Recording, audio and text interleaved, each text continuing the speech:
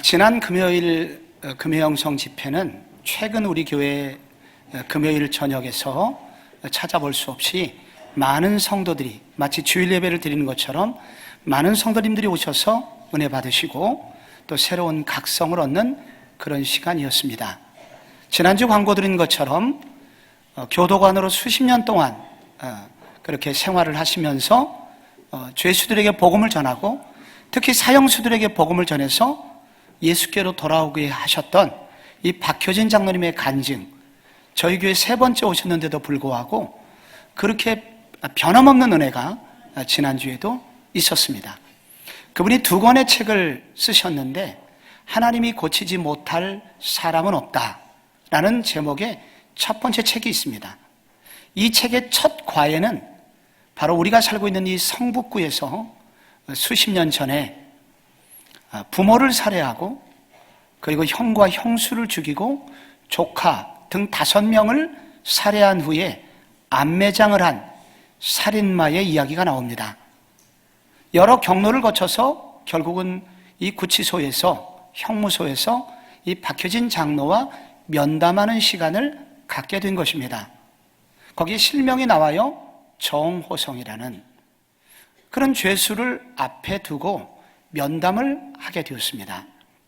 그런데 이 정호성 죄수가 이렇게 자기를 똑바로 바라보지 못하고 자꾸 눈이 하늘로 갔다가 벽으로 갔다가 땅으로 갔다가 왔다 갔다 하는 겁니다.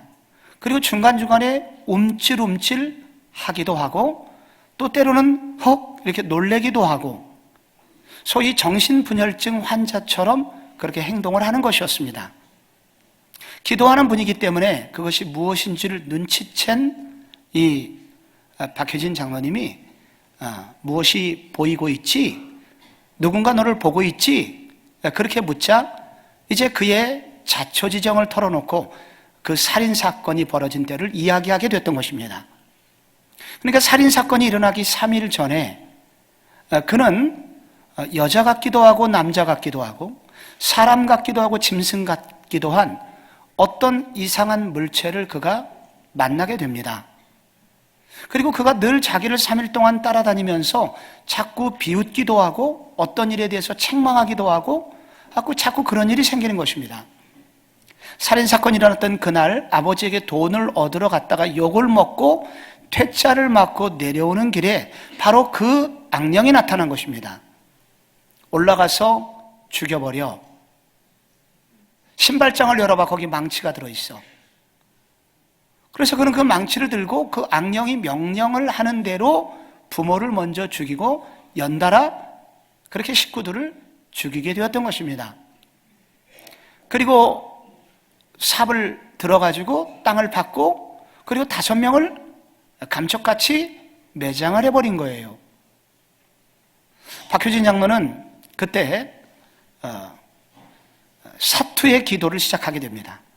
예수의 이름으로 물러가라 부터 시작을 해서 그가 뜨겁게 1시간을 했는지 1시간 반을 했는지 그렇게 뜨겁게 기도를 하는 동안 어느 순간에 마음의 자유함이 오고 어떤 아침 햇살이 이렇게 어두운 방 안을 비추듯이 그렇게 밝은 빛이 자기 안에 들어오는 것을 경험하게 됩니다.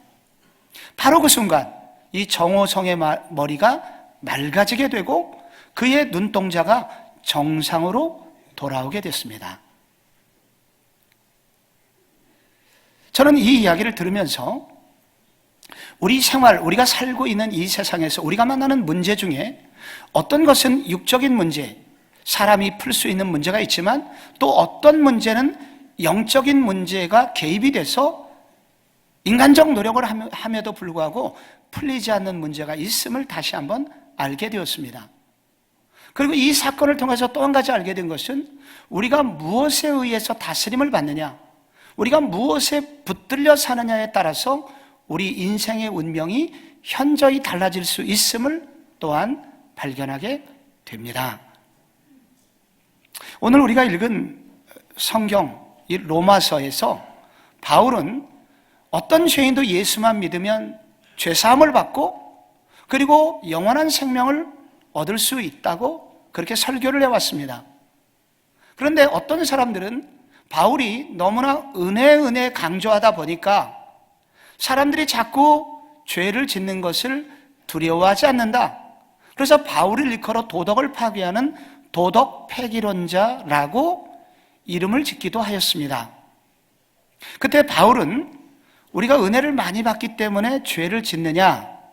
로마서 6장 1절에 이런 답변을 내놓습니다. 그럴 수 없느니라. 은혜를 더하게 하려고 죄에 거하겠느냐? 그럴 수 없느니라. 이렇게 말을 합니다. 그런데 이와 같은 도전은 여기서 끝나질 않습니다. 2라운드가 시작이 돼요. 조금 더 집요하게, 그리고 조금 더 교회 안으로 이 문제를 끌고 들어옵니다. 그래서 교회 안에서 이와 같은 도전을 하는 사람들이 나타나게 됩니다. 바울이 지나치게 은혜 하다 보니까 사람들이 교회 신앙생활을 대충 하지 않는가? 아니, 이미 구원은 어떤 죄를 지어도 천국은 믿음으로 가게 돼 있으니 내가 신앙생활을 대충 해도 되지 않는가? 굳이 어렵게 봉사를 많이 할 필요가 있는가? 아니, 새벽 기도 같이 피곤하게 그렇게 기도 생활 많이 할 필요가 있는가? 헌금 생활, 예배 생활, 여러 가지 것들 왜 이렇게 피곤하게 많이 할 필요가 있는가? 너무 은혜하니까 이렇게 게으르고 무기력한 신앙인들이 많이 나타나지 않느냐? 바울은 바로 이런 의미에서 율법 폐기론자라는 또한 또 다른 별명을 갖게 됩니다. 그런데 이 문제에 대해서 바울은 바로 오늘 본문에서 그것을 다루고 있는 거예요. 15절에서 그런즉 어찌하리요? 우리가 법 아래 있지 아니하고 은혜 아래 있으니 죄를 지으리요? 그럴 수 없느니라. 여기 법 아래 있지 아니하고 할 때 여기 법은 우리 인간이 지켜야 되는 도덕법을 말하기도 하며 동시에 성경에 나와 있는 십계명과 같은 율법을 통칭하는 단어입니다. 우리가 은혜를 받았고 율법을 지키지 못했음에도 불구하고 일방적으로 하나님이 구원해 주신 은혜 아래 있으니 우리가 좀 죄를 지으려 내 멋대로 좀 살 수 있는가? 신앙생활을 대충 할 수 있는가? 그 말입니다. 바울은 말합니다. 그럴 수 없느니라. 이 단어는 절대 그런 일은 일어나서도 안 되고 일어날 수도 없다고 말하는 것입니다. 여러분, 우리가 은혜를 받았기 때문에 예수님이 일방적으로 우리의 죄를 부족함에도 불구하고 은혜로 우리를 구원해 주셨기 때문에 우리 교회 생활 대충 해도 될까요? 여러분, 우리 신앙생활 대충 해도 될까요? 오늘 바울은 말합니다. 절대 그럴 수 없다. 왜 그런가? 첫째, 새 주인을 섬기지 않으면 옛 주인이 다스리기 때문입니다. 여러분, 이거 16절을 같이 읽으셔야 돼요. 우리 한번 같이 읽어봐요. 시작. 너희 자신을 종으로 내주어 누구에게든지 순종하든지 그 순종함을 받는 자의 종이 되는 줄을 너희가 알지 못하느냐? 혹은 죄의 종으로 사망에 이르고 혹은 순종의 종으로 의에 이르느니라. 아멘. 누구든 누구에게 순종하든지 그 순종함을 받는 자의 종이 된다. 우리 모두는 누군가 혹은 무언가를 섬기고 있습니다. 우리는 내가 제일 중요하다고 생각하는 것을 추구하고 그것을 좋아하고 따라갑니다. 그런데 그렇게 좋아하고 따라가는 것은 결국 그를 섬기게 되는 것이고 그 섬김의 대상은 결국은 나를 다스리게 됩니다. 우리 청소년들 아이돌을 보십시오. 그 아이들이 그들이 좋아하는 가수 누군가 방탄소년단 누군가 왔어요. 밤을 새서 표를 구합니다. 그리고 여러 시간을 기다려서 그를 기다리고 그리고 그가 좋아하는 일을 위해서 돈을 모아서 혹은 수십만 원 혹은 수백만 원의 돈을 아까워하지 않냐고 그를 위하여 선물로 삽니다. 그를 좋아하고 그를 따라가고 그를 섬기는 동안 그도 모르는 사이에 그것의 종이 되지요. 여기 여러분 드라마를 좋아하시는 분, 드라마 하는 시간에는 주변에 아무것도 보이지 않고 그 앞에서 머리를 조아리고 그를 예배할 준비를 하게 됩니다. 여러분이 돈을 좋아하면 돈을 좋아하기 때문에 목숨을 걸고 사람을 쳐내면서까지 그 돈을 얻으려고 하는 것이죠. 우리 모두는 누군가 무엇을 좋아하면 섬기게 되고, 섬기면 그것에 결국은 다스림을 받는 종이 된다는 말이에요. 근데 바울은 거기서 계속해서 17절에 이렇게 말합니다. 하나님께 감사하리로다. 너희가 본래 죄의 종이더니 너희가 전하여 준 바 교훈의 본 복음을 마음으로 듣고 순종하여 죄로부터 해방되어 의에게 종이 되었느니라. 우리의 신분이 나옵니다. 우리는 원래 그렇게 죄의 종이었다. 죄가 원하는 대로, 우리가 죄를 좋아하기 때문에 죄가 원하는 대로 살고, 그리고 사단이 끌고 가는 대로 살았다. 그걸 죄의 종이라고 합니다. 그런데 이제는 마음을 다하여 예수님을 영접하고 예수님을 사랑하게 된 결과 죄에게서 해방되어 이제는 의의 종이 되었다라고 말합니다. 여기서 구원받았다는 뜻이 나옵니다. 구원을 받았다고 하는 것은 결국은 과거에 죄가 다스리거나 혹은 사단이 주인 노릇하여 나를 다스렸는데, 이제는 죄와 사단이 아닌 예수 그리스도가 주인 되어서 나를 다스리는 상태가 되었음을 아는 것, 그것이 바로 구원이라는 것입니다. 예전은 죄가 시키는 대로, 혹은 죄는 내 욕구와 한 짝이기 때문에 내 욕구와 내 욕망이 원하는 대로 그것이 주인이 되어서 나를 다스렸어요. 그러나 이제는 예수님께서 나의 주인이 되셨기 때문에 이제는 내 마음대로 사는 것이 아니라 주인 대신 예수님의 눈치를 보고 예수님은 무엇을 원하시나 이렇게 생각하면서 새로운 주인의 통치를 받게 되었다는 것입니다. 그런데 이렇게 신분이 변화되고 주인이 바뀌었음에도 불구하고 자꾸만 옛날 주인의 음성을 듣고 옛날 좋아하던 사람의 얘기를 듣고 살면 그 사람을 일컬어 배신자 혹은 간음자라고 말합니다. 결혼을 했어요. 근데 자꾸 옛날 남자하고 통화를 하고 자꾸 옛날 남자가 주는 돈을 먹어요. 정상이 아닙니다. 누가복음 11장 24절에는 더러운 귀신을 들렸다가 누군가의 도움으로 귀신이 나갔습니다. 그런데 이 귀신이 돌아다니다가 머물 곳을, 거할 곳을 찾지 못하고 다시 옛날 주인 머물던 집으로 와보니까 리모델링이 되어 있는 거예요. 그래서 너무 좋아서 이제는 자기와 함께한 7 귀신을 데리고 왔는데, 그 이야기, 그 비유의 마지막이 이렇게 끝납니다. 그 사람의 나중 형편이 전보다 더 심하게 되었느니라. 여러분, 왜 이런 일이 생겨요? 우리가 영적으로 이렇게 구원을 받았다고 하더라도 우리의 실제 생활에서 옛날 주인이신 예수 그리스도가 우리를 통치하도록 우리 자신을 내어드리지 않고 우리가 다스림 받기를 거부하고 옛날 주인을 따라가면 결국은 이전보다 더 심한 일이 실제 생활에서 일어날 수 있다는 것입니다. 삼손을 생각해 보십시오. 그는 구약 성경에서, 아니 모든 시대에서 가장 힘이 센 사나이입니다. 남자에게 이렇게 힘이 있다는 것은 가장 큰 자부심이기도 합니다. 이 삼손이 태어날 때 천사로부터 부모는 수태고지를 받습니다. 누가 이렇게 태어날 것이다. 이 이야기는 성경에 또 다른 신약의 수태고지를 듣는 사람이 있으니 예수님의 어머니 마리아입니다. 곧 삼손은 구약의 예수님처럼 이렇게 기대를 받으면서 태어났다는 거예요. 그의 이름을 삼손이라 지었다. 뜻은 작은 태양입니다. 그는 이스라엘의 희망이고, 그리고 앞으로 오는 세대 모든 사람의 태양 같은 희망이 될 것을 기대하게 하는 그런 인물이었습니다.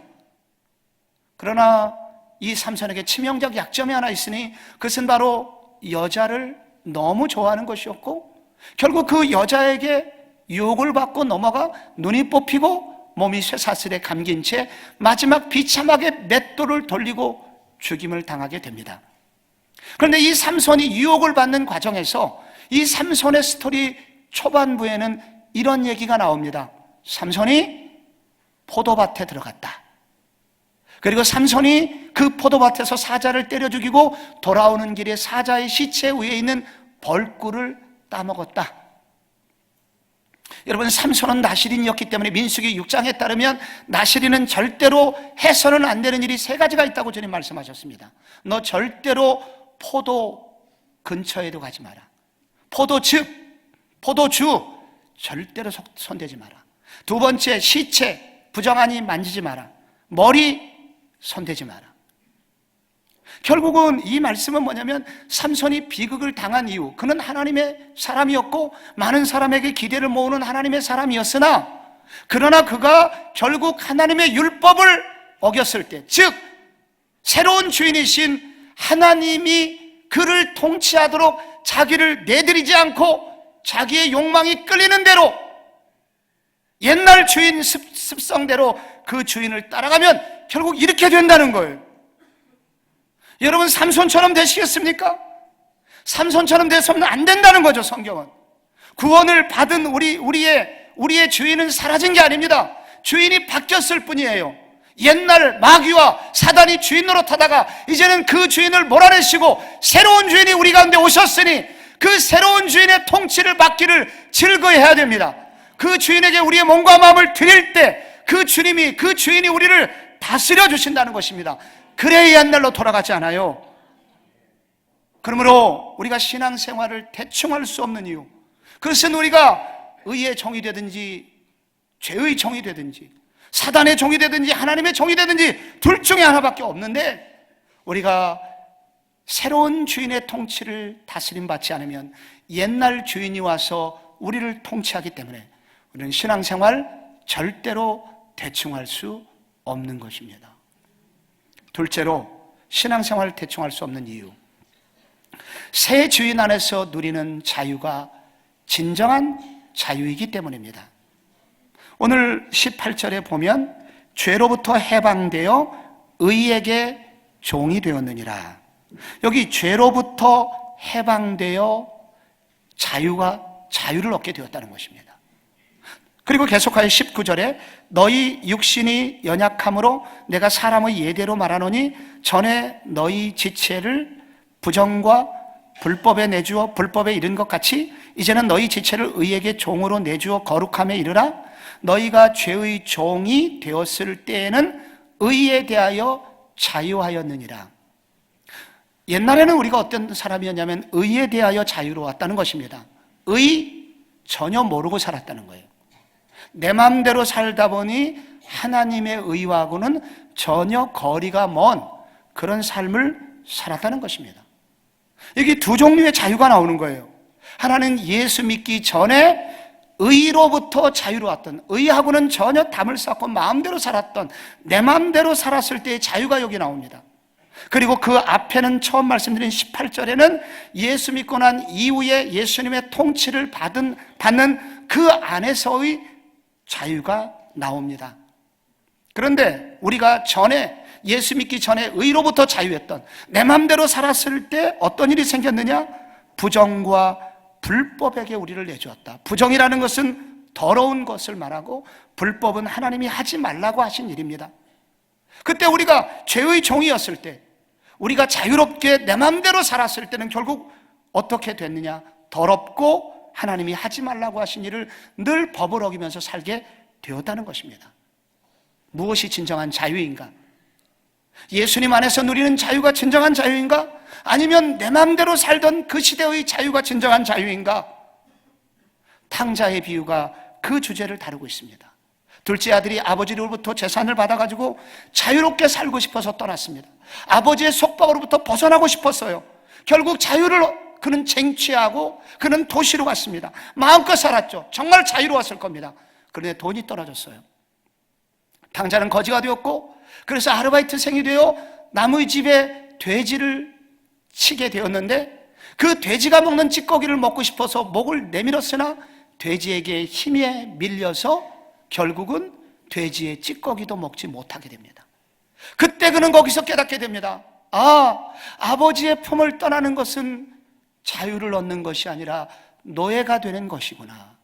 그래서 그는 아버지에게 결국 먼 길을 돌아가서 아버지에게 무릎을 꿇고 하늘과 아버지에게 죄를 지었사오니 이제는 저를 품꾼의 하나로 여기소서, 종이 되겠습니다. 그렇게 말할 때 아버지가 말했습니다. 아니야 아들아, 너는 노예가 아니야.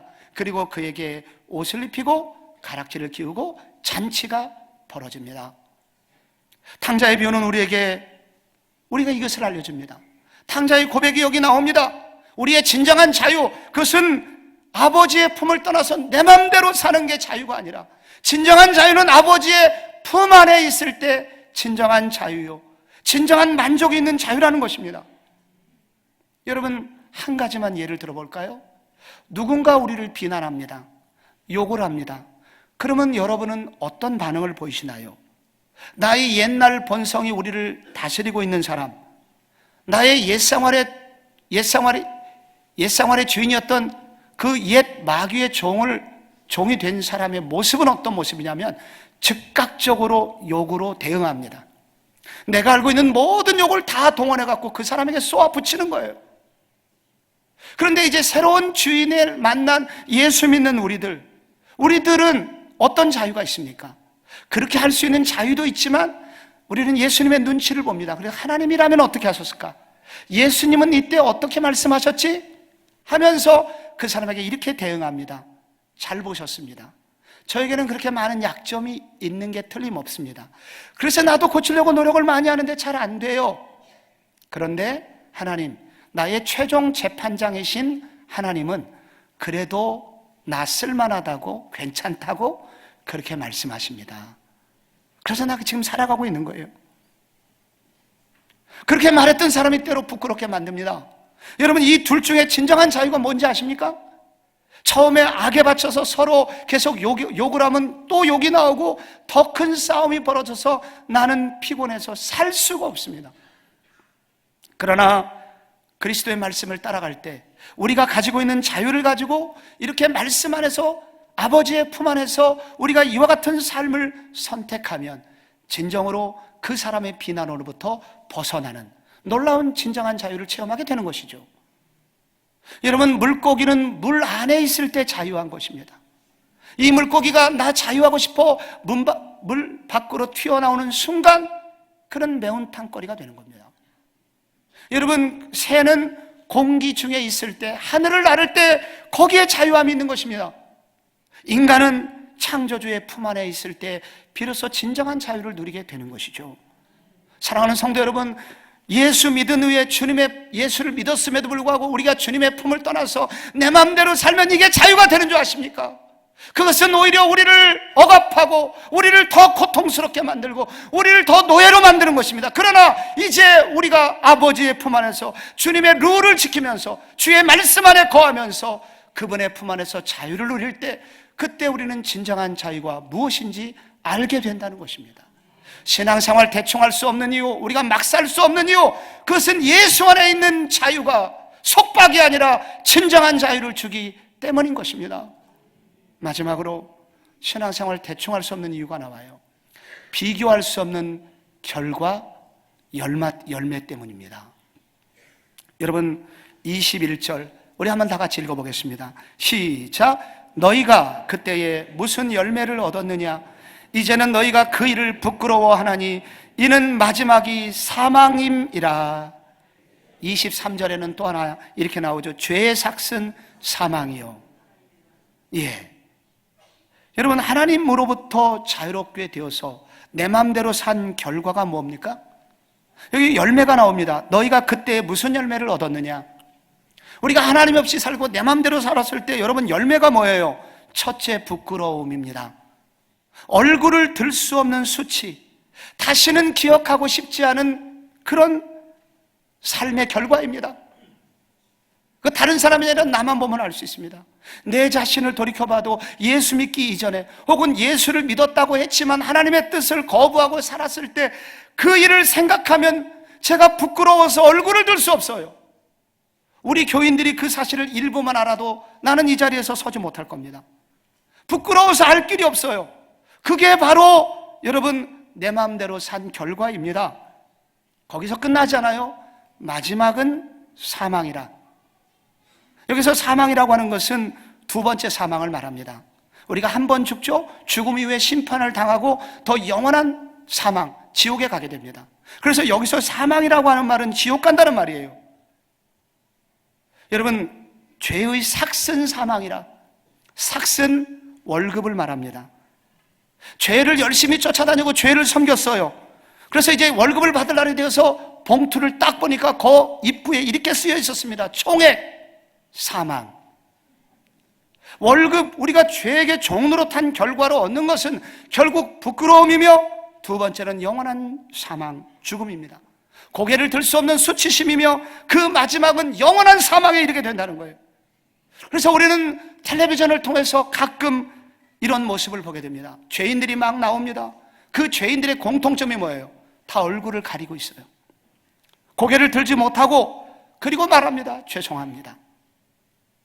검찰 조사에 성실히 임하겠습니다. 이런단 말이죠. 여러분, 이 사람들은 한결같이 성실했던 사람이에요. 어디에? 죄에. 충성했던 사람들이에요. 어디에?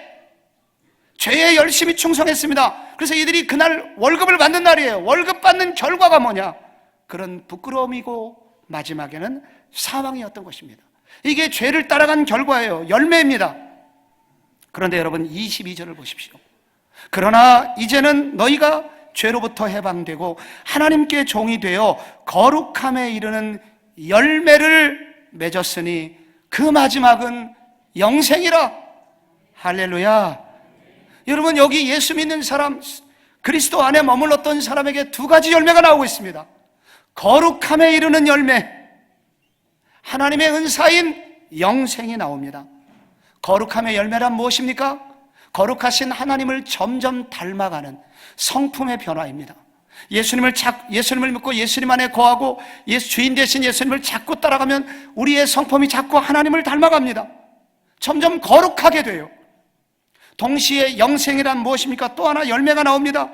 이것은, 영생이라고 하는 것은 영원한 생명이신 예수께서 우리에게 주신 생명을 말하는데, 이 결국 영생의 골자는 참된 만족입니다. 그래서 영생의 선물을 받는다는 것은, 예전에는 영혼이 메말랐어요. 무엇을 해도 만족이 없었어요. 머리를 깎고 머리를 볶고 머리를 지지고 머리를 막 변화시켜도 내 머리가 시원해지지 않았어요. 내 마음에 만족이 없었어요.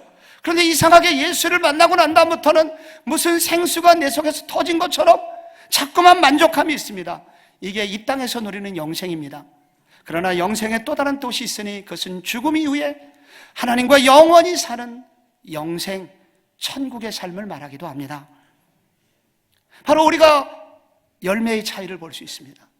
우리가 예수님 없이 내 마음대로 산 결과, 그 결과는 결국은 사망이라는 열매를 맺지만, 그러나 예수님 안에서, 그리스도 안에서 머물 때 우리는 영원한 생명, 참 만족을 얻을 뿐만 아니라 이후에 영원한 천국에서 주님과 사는 이 놀라운 만족한 삶, 영원한 삶을 열매로 거둔다는 것입니다. 정호성, 우리 성북구에서 살았던 살인마, 그가 그날 박효진 장로님을 만나고 난 다음에 예수를 믿고 성경책을 선물로 받아서 이제는 감옥소로 들어갑니다. 근데 그는 날마다 성경을 읽었다고 그래요.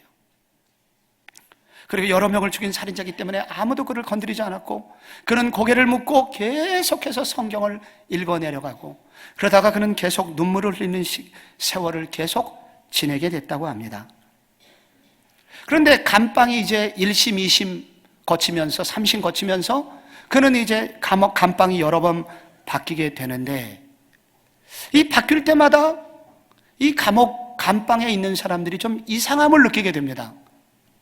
처음에 일가족 5명을 죽인 살인마가 들어온다는 얘기를 듣고 감방 안에 있는 사람이 모두 다 긴장하고 기다리고 있었는데, 이 정작 만나고 난 다음에 생활을 해보면 전혀 다른 사람입니다. 살인자에게서 느끼는 어떤 광기, 살기가 전혀 느껴지지 않고, 또 살인자에게서 풍기는 피비린내가 전혀 느껴지지를 않았다고 합니다. 오히려 남을 편안하게 하는 웃음이 그에게 끊이지 않았다고 합니다. 사람들이 매번 그런 호기심을 느끼고 묻습니다. 당신 왜 그럼 사람을 죽였느냐? 그렇게 질문할 때 자기가 사람을 죽인 이유, 악령에 시달렸던 것과 그리고 예수를 만난 이후에 내가 이렇게 달라졌다는 얘기를 하면 감옥 안에 있는 사람들이 변화되기 시작하는데, 그가 처음에 감방에 있을 때 11명 함께 생활을 했는데 자기를 제외한 10명이 그 얘기를 듣고 전부 다 예수를 믿게 됩니다. 감방을 옮겨가면서 여러 번 옮겼기 때문에 그를 만나는 사람들마다 복음을 듣고 변하게 되니, 그 사람 때문에 수십 명이 예수를 믿고 변화된 삶을 살게 됩니다. 마지막 사형장에서 사형 직전 이 정호성이 유언한 얘기가 책에 나옵니다. 이 세상은 참 아름답습니다. 이 땅은 저 같은 죄인이 있어도 세상은 아름답습니다. 하나님이 만드셨기 때문입니다. 많은 사람이 신앙에 눈을 뜨고 이런 세상을 바라본다면 얼마나 좋을까요? 저자 박장로님은 이 대목에서 이렇게 기술합니다. 그의 유언은 유언이 아니라 한편의 시와 같았다. 어떻게 이렇게 달라질 수 있습니까? 그것은 새로운 주인을 모시고 그 주인의 말씀에 순종하여 살다 보니 바로 이 인간 말종 정호성도 이렇게 변화되는 아름다운 열매를 맺게 된 것입니다. 살인자가 이 정도라면, 이 정도 은혜를 받았다면 여러분, 우리에게는 어떤 열매가 있을까요? 지금부터 순종하여 살면 여러분, 우리의 미래는 어떻게 될까요? 지난 금요일 갑자기 여주 기독교 소망교도소에 법무부 감찰반이 들이닥쳐서 하마터면 오지도 못할 뻔했던 박장로님이 늦게 도착을 하셨습니다. 저도 그분을 기다리느라고 저녁을 먹지 못하고 있었는데, 그래서 매우 짧은 시간 그분과 이제 저녁을 나누는 동안, 매우 짧은 시간이었는데 그 사이에 세 통의 전화를 주고받습니다. 하나는 아내에게 여보 나 잘 도착했어 기도해줘. 아들과 통화합니다. 아들이 목사님이 됐어요. 그래서 아들과 이제 뭐 어떤 얘기를 하고, 그 다음에 마지막으로 또 며느리에게 전화가 옵니다. 저는 그 광경을 보면서 이분이 69 되신 할아버지인데, 아니 대한민국에 이렇게 부드러운 할아버지가 있을까? 이렇게 아름답고 행복한 그와 생활했던 많은 교도관들이 있었을 텐데 이분보다 행복한 교도관이 이 땅에 있을까? 그렇게 생각이 들 정도로 그분의 모습은 참으로 아름다웠습니다. 예수를 믿고 예수님 안에서 거하고, 그리고 예수님 안에서 신앙생활을 하는 게 여러분 우리를 부자유하게 만들까요? 우리를 불행하게 만들까요? 아니요! 예수 안에 머무는 삶은 참으로 아름다운 열매를 맺어 가면 갈수록 멋지고, 가면 갈수록 부드럽고, 그리고 가면 갈수록 아름다운 인품을 가진 사람으로 변화되고, 그가 머무는 곳을 하나님은 천국으로 만들어 주시는 것입니다. 성도 여러분, 대충 신앙생활하는 것이 지혜로운 것이 아닙니다. 주님 안에서 내 몸과 마음과 시간을 들여 주님을 기쁘시게 하는 그 신앙생활이야말로 우리를 진정한 자유와 행복으로 이끄는 길임을 알고 그 길을 결단한 여러분 되시기를 축원합니다.